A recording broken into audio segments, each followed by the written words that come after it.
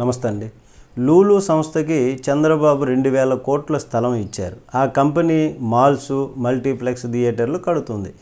ఎకరా 150 కోట్ల విలువ చేసే భూమిని 99 ఏళ్ల లీజుకి మొత్తం 13.43 ఎకరాలు నామమాత్రపు అద్దెతో ఇచ్చేశారు.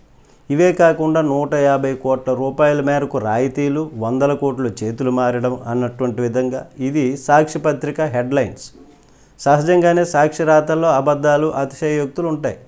గత 5 ఏళ్లలోనూ కూడా ఆంధ్రజ్యోతి, ఈనాడు సక్సెస్ఫుల్గా ఇదే పని చేశాయి. లూలును తరిమేసిన జగన్ అని రాశాయి. లూలు అంటే ఒక అద్భుతమైనటువంటి సంస్థ అని, వేల ఉద్యోగాలు కల్పిస్తుందని ఇలా నోటుకొచ్చినట్లు రాసేశారు. మరి లూలు అంత అద్భుతమే అయితే హైదరాబాద్లో ఉన్నటువంటి ఆ సంస్థ ఎన్ని వేల ఉద్యోగాలు, ఎంతమంది పొందారు లెక్కలు చెబితే బాగుంటుంది. వ్యాపారాలు చేసి లాభాలు పొందాలనుకునే వాళ్ళకి ప్రభుత్వం ఎందుకు వనరులు కల్పించాలి అనేటటువంటిది మొదటి ప్రశ్న. లాభాలు ఉంటాయని అనుకుంటేనే వ్యాపారులు వస్తారు, లాభాలు వస్తాయి అనుకుంటేనే. వారికి మార్కెట్ ధరకి భూమి ఏదో కొన్ని రాయితీలు ఇస్తే అభ్యంతరం లేదు, కానీ ప్రజల సొమ్ముని వాళ్ళకి అప్పనంగా ఇచ్చేస్తారు. ఎందుకంటే వీళ్ళకి ముడుపులు కావాలి కాబట్టి అని. అయితే ఇది జగమెరిగినటువంటి సత్యం. అందరి హయాంలో కూడా ఇదే జరిగింది.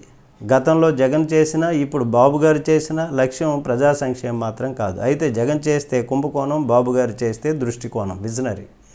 లూలు మాల్కి ఏ లెక్కన చూసినా 1000 కోట్ల లబ్ధి చేకూరుతుంది. దీనికి గాను ఎకరానికి 50 లక్షలు అద్దె చెల్లిస్తారు.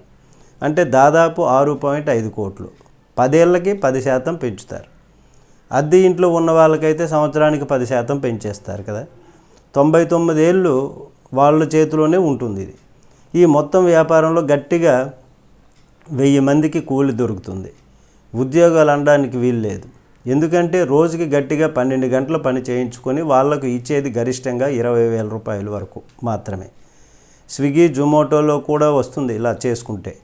ఉబర్ నడిపినా వస్తుంది. నగరాల్లో ఈ ఆదాయాన్ని ఉపాధి అంటారు, ఉద్యోగం అనరు. లూలు మాల్ వల్ల చుట్టుపక్కల 100 దాకా చిల్లర దుకాణాలు మూతపడతాయి సుమారుగా. అంటే సుమారు 200 మంది వరకు కూడా కుటుంబాలు ఉపాధి కోల్పోయినట్టే. ఫైనల్గా 800 మందికి పని కల్పించే లూలు కోసం చంద్రబాబు 2000 కోట్ల ప్రజల సొమ్మును సమర్పిస్తారు. దీన్నే ఆయన సంపద సృష్టి అని పేరు కూడా పెడతారు. ఇలాంటి వ్యాపారాల్లో చంద్రబాబు, జగన్ ఆరితేరిపోయారు. ఎవరు కూడా తక్కువేం కాదు అని చెప్పవచ్చు. అయితే మిగిలేది ప్రజల చెవిలో పువ్వు. నమస్తే.